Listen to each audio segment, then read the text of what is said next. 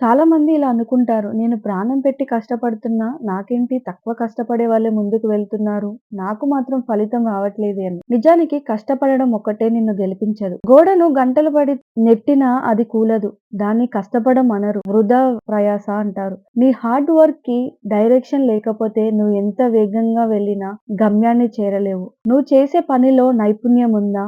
లేక కేవలం గొర్రె దాటుడుగా అందరూ చేస్తున్నారని చేస్తున్నావా?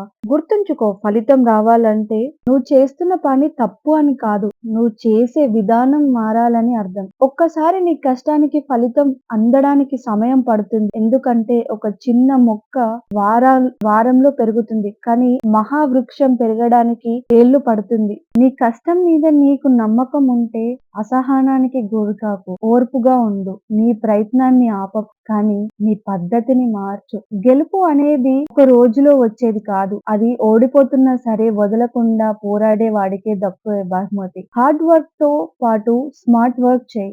అప్పుడే నీ కష్టానికి ఒక విలువ, ఒక ఫలితం ఉంటుంది. ఈ వీడియో నచ్చితే please do like, share and subscribe.